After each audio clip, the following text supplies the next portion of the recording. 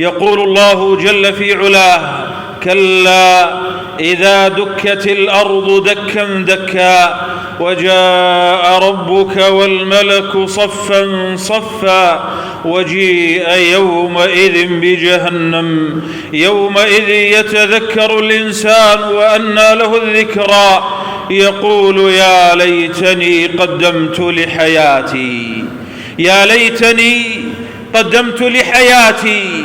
كلمة يقولها كل من أسرف على نفسه، كل من فرط في هذه الدنيا، كل من عصى الله ولم يكن من أهل الطاعة، لم يكن من المصلين، ولم يكن من الصائمين، ولم يكن من الطائعين، يقول يا ليتني، يا ليتني قدمت لحياتي. الحياة هي الآخرة، الحياة هي الجنة. ليس في الدنيا بقاء، وليس في الدنيا دوام. يتمنى أن لو قدم صلاة أو قدم صياما أو قدم صدقة أو قدم طاعة، أيا كانت هذه الطاعة، يا ليتني قدمت لحياتي، يا ليتني قدمت لحياتي. عندما يؤتى بجهنم لها 70,000 زمام، مع كل زمام 70,000 ملك يجرونها، يقول يا ليتني، يا ليتني قدمت لحياتي. عندما يساق أهل الجنة إلى الجنة يهنئ بعضهم بعضا، يبشر بعضهم بعضا، والملائكة يدخلون عليهم من كل باب: سلام عليكم بما صبرتم فنعم عقبى الدار. عندما يرى أهل الجنة تفتح لهم أبواب الجنان، والملائكة تبشرهم وتهنئهم، يقول يا ليتني، يا ليتني، يا ليتني قدمت لحياتي.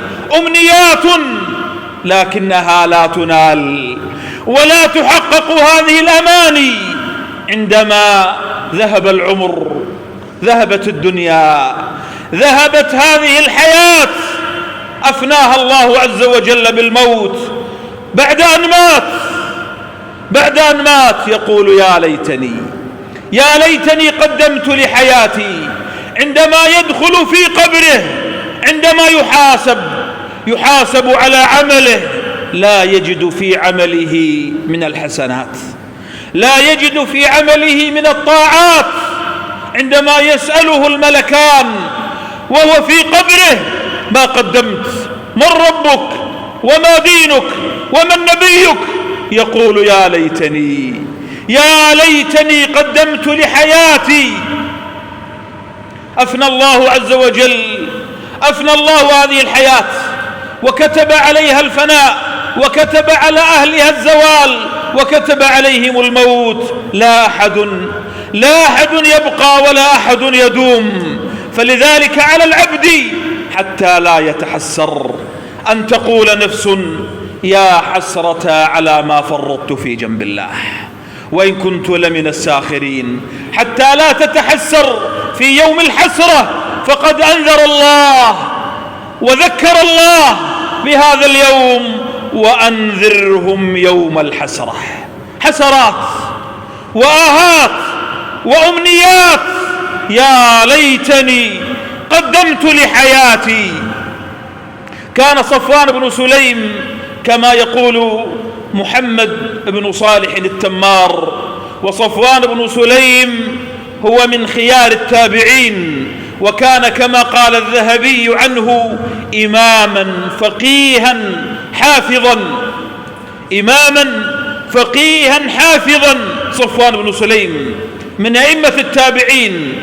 يقول محمد بن صالح التمار: كان يمر صفوان بن سليم وهو متقنع حتى لا يعرف، قال: فيمر إلى القبور وانظر إليه، قال: فيجلس عند أحد القبور، قال: فيبكي بكاء طويلا، ثم ينتقل إلى قبر آخر ويبكي عنده بكاء طويلا ثم يعود.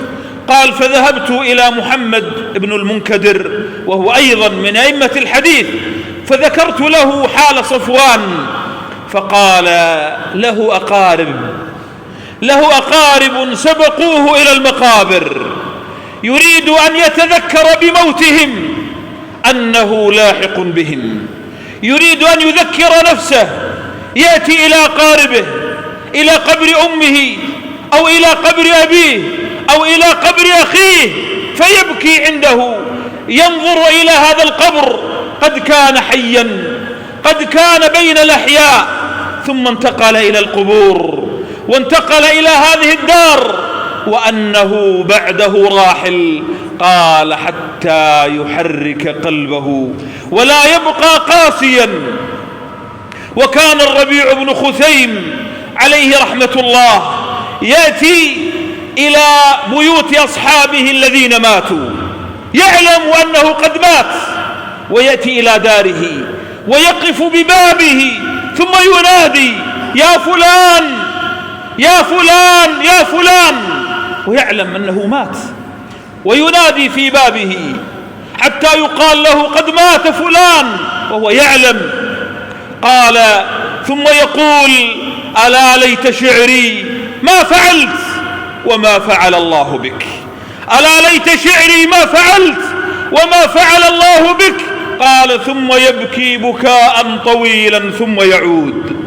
يأتي علي ابن أبي طالب رضي الله عنه ومعه أصحابه إلى المقابر، فيقف عليها فيقول وينادي: يا أهل القبور، أما بيوتكم فقد سكنت، وأما أموالكم فقد قسمت، وأما نساؤكم فقد تزوجت، هذه أخبارنا، فما أخباركم؟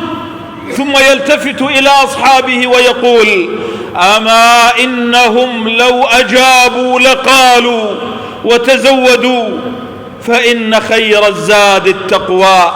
أتيت القبور فناديتها: أين المعظم وأين المحتقر؟ تفانوا جميعا فما مخبر، وماتوا جميعا ومات الخبر.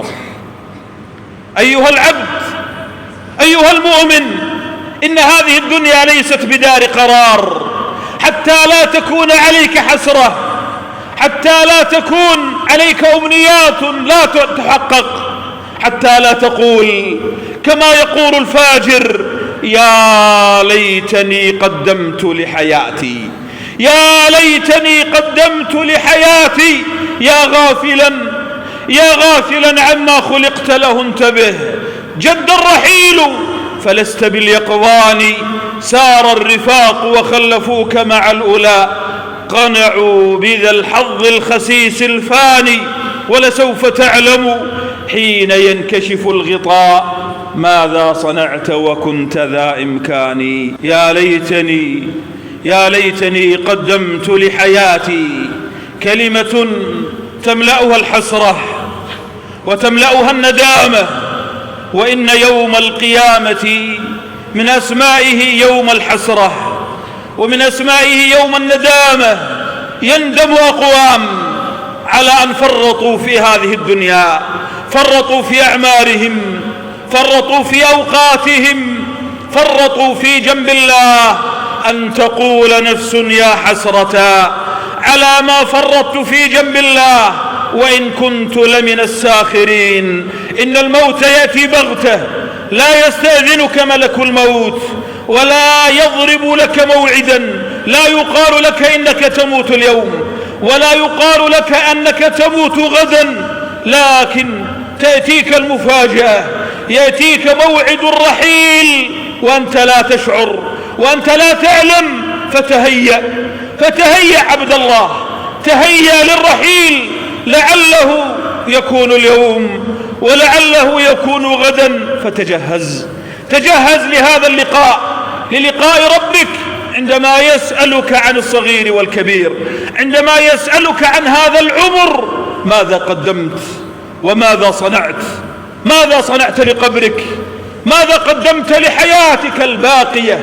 الحياة ليست هنا، الدنيا ليست باقية، الدنيا ليست بحياة، الحياة هي الجنة، الحياة هي الجنة. عندما يذبح الموت على الصراط وينادى على أهل الجنة وهم في أفراحهم وهم في أنسهم وهم بين أهاليهم وزوجاتهم وفي قصورهم، ينادى على أهل الجنة: يا أهل الجنة خلود فلا موت، خلود فلا موت.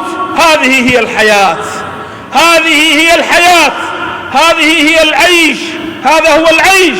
كان رسول الله صلى الله عليه وسلم يقول: العيش عيش الآخرة. لا عيش في الدنيا، لا يطيب عيش في الدنيا مكدر ومنغص بمصائبها وبأكدارها وبما فيها من مصائب ومصاعب، هذه تكدر الدنيا على ما فيها، لكن العيش هو عيش الآخرة.